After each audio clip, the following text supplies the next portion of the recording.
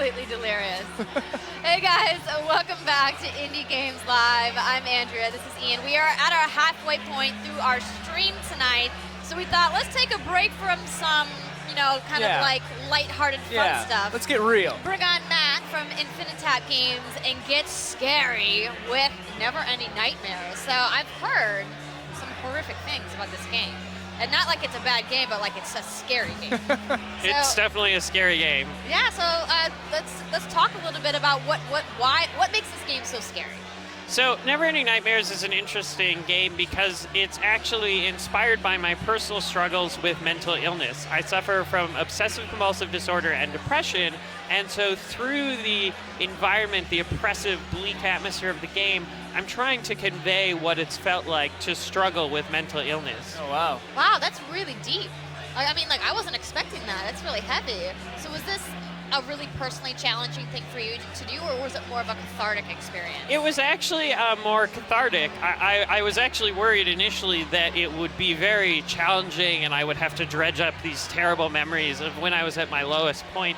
But I actually found it therapeutic to be able to express myself and communicate what I've dealt with. Yeah. I mean, so obviously, I hope for your sake that you haven't been walking through your hallway and been pursued by a giant beast, but like how did you decide to represent certain feelings in that kind of way? We drew on a lot of conventions in horror, a lot of things that people would understand that were sort of known quantities, but then we almost subverted them to communicate the emotions we want to communicate. And also we pulled some images directly from my experience with mental illness. So because of my obsessive compulsive disorder, I suffer from intrusive thoughts, which are these violent images of self-harm for me. And we've actually translated them.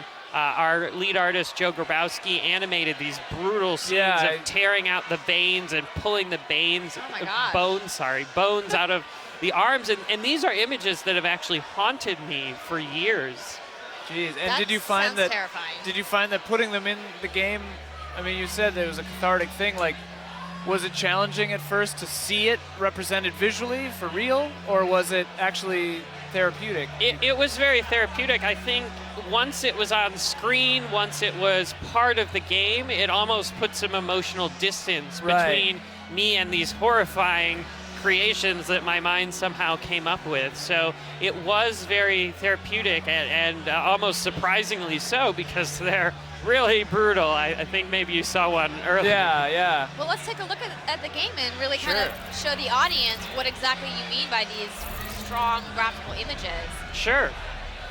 I love the idea. This could be a whole new field of study to like therapeutically work out issues by creation of something like this. Like, I don't know, it's just such a refreshing and interesting idea to put something that's negative into something so positive and creative. Yeah, it's definitely, I feel like it's something that has been very important to me to express, but I've never been able to find the words. I've never been able to show or demonstrate what it's been like. But the interesting thing about a game is that I'm giving an experience. Yeah. So it's more than just a story. You're actually participating. You're feeling lost and hopeless as you go through these endless corridors of the mansion. And I think that's a really powerful and amazing aspect of interactive entertainment, is that you have this connection with the player. You don't say, oh, Mario lost a life. You're like, oh, I died in Mario. And, right. And you represent that avatar. It becomes you. And so we're using that to create this hopefully moving, this emotional, this uncomfortable and terrifying experience. Have you heard any experiences from players who also suffer from depression or anxiety or things that have played the game? Have their experiences been positive, or? Yeah, I actually get a fair bit of feedback from other people who've struggled with similar things, and it's always positive. They feel like it's almost inspirational that I was able to turn my experience into something positive, as well as a lot of people find sort of comfort in the idea that someone else has experienced what they've experienced. Because at least for me, when I was suffering, when I was at my lowest point, I felt like no one could possibly have felt this way, and I was completely alone. But really, that's just a symptom of the illness that's actually there. It's common. You know, there's some commonalities. You know, even though you feel so isolated, there's similar experiences that other people have gone through, and so I hope that this game can reach out to other people and show them that they're not alone. Definitely. I love. Can we talk about? Sorry. Yeah, yeah. No, I just like. I mean, the art style is so unique. I really haven't seen anything like this before. And your use of color is very poignant. I mean, clearly, you know, you guys are trying to, you know, really kind of hit certain things in the world. Is that persistent throughout the whole game? Yeah, so basically the entire game is black and white with the exception of blood as well as interactive objects. So like here, the doorknobs? Yeah, the doorknobs, and you can go and look at the sink. And basically, we thought it was a really interesting way to solve the problem of pixel hunting in old school adventure games, because you know, as a development team, you can only make so many objects interactive. And so we wanted to be able to communicate what is interactive without ruining the immersion of the game. Yeah. It's kind of like when I was a kid watching cartoons. I'm sure you've both experienced this too. When someone's going to open a drawer, it's always at different colors. So you're always like, they're going to open that one. And then, you know, I think that's good. It's like a natural behavior.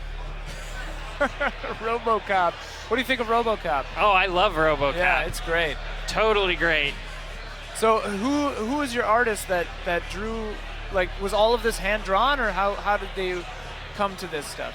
Well, we worked with a really talented team of artists led by Joe Grabowski and his brother Adam Grabowski and Chris Ewald basically drew all the items, all the art for the game, and then we have procedural lighting effects. So if you look at... I love the window. That's cool. Yeah, and then we also have a special animation system where we're moving the vertices, so it's almost like a 3D animation style, so we can do things like walk very slowly, and so Joe did all of our animations for that.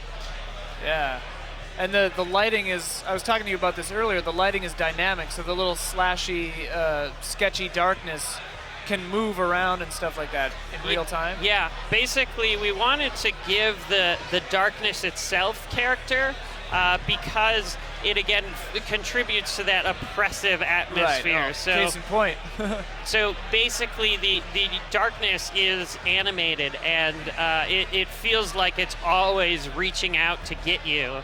And so you can get a candle, and it actually affects the dynamic lighting, and so you can see there's a circle. So we worked... Oh, and your shadows too, that's cool. Yeah, we have 3D ray traced shadows, and so we worked really hard to create a lighting and darkness system that really helped convey the atmosphere we were going for. I mean, it's just like, it's mesmerizing almost. I've never seen anyone do shading this way with the sketching. I mean, how long has the art team been working on these art assets? I mean, if you're drawing everything by hand, it must be taking a considerable amount of time. Yeah, it was a lot of hard work by our talented team of artists, but we worked on the game for about a year and 9 months, and we actually released it a little over a month ago. So it's available now on Steam and Ouya, and certainly for the year and 9 months, we worked our art team pretty hard. So. That seems miraculously fast to me, actually, for the amount of like detail in all these environments. It's definitely was a challenge to deliver the scope of the game, you know, with the time we had. But we actually tried to intelligently reuse certain assets and stamp them. So we almost have like a toolbox of different pieces of art, and we can try and combine them in interesting ways and sort of freshen up the environments. And so earlier you went in and got the candle, and then you came back out, and the hallway that you were in before that was lit was dark then. Mm-hmm. So it's all very like dynamic, and like places that you used to trust you can't trust anymore, that kind of thing. Like, Yeah, definitely. One of the things with obsessive compulsive disorder is repetition. That's just something that, for whatever reason, people with OCD, their minds really struggle with. And so we've tried to adapt that into the game environment. So you see something, and it's a certain way, and then we try and repeat it, but it's usually we try and make it subtly different. So it's almost like it's the same, but it's different. And so now you'll see the very graphic scene that I was discussing earlier. So this is something that I don't want to watch. I mean, it's painful to watch, Yeah. but it's interesting because that's something that has haunted me for over 10 years. And so while it's painful and it's gross, I almost like watching people's reactions. It's almost validating to myself because it's something that has bothered me so much. And so at least I know I'm not the only one that's upset by that images. Yeah, absolutely. I mean, has this been, would you say it's been more rewarding or more challenging for you? Or maybe like a little column A, a little column B? I think that the challenge of it is almost what makes it rewarding. We tried to do something really different and really special. We tried to connect with people who struggle with mental illness, and I think we succeeded pretty well, and I think that's a very good and rewarding feeling, at least for me. Yeah. Did you reach out to other people in the community that have struggled with things, or is this game a very personal kind of, not love letter, but letter to your own experiences exclusively? Well, it's definitely very personal, but I've actually found a number of people who've also struggled with mental illness has reached out to me and said that it really resonated with them. So even though I just tried to focus on recreating my own experience, it turns out there's a lot of similarities for a lot of people struggle with mental illness. And that must be validating as well, like you were saying, finding that community. Yeah, I can see how that would be a rewarding experience too. Definitely. Oh, it's gone now. Well, thank you so much for coming in and sharing your game with us and talking to us about your experience developing it, your challenges and struggles that you went through. Are you going to be maybe bringing this to any additional platforms in the future? You mentioned it's already available on Steam right now. We're definitely considering our options for other platforms, but we're trying to take a little break and a breather after a really intense development cycle. Yeah, you've earned it. Thank That sounds you. like a crazy fast turnaround. Yeah. So if people want to learn more about the game and and about what you guys went through the development process, where can they find more information? www.neverendingnightmares.com. Well, it can't get easier than Yeah. that. Thank you so much My for coming pleasure. and talking Thank with you us for today having and me. showing Yeah. us the game. And we have more indie games. Yes, we are still going strong here. Don't forget to use that hashtag IndieGamesLive if you guys want to get in on the conversation on Twitter. Next up, we have Naman's CalcuQuest, and we will be right back.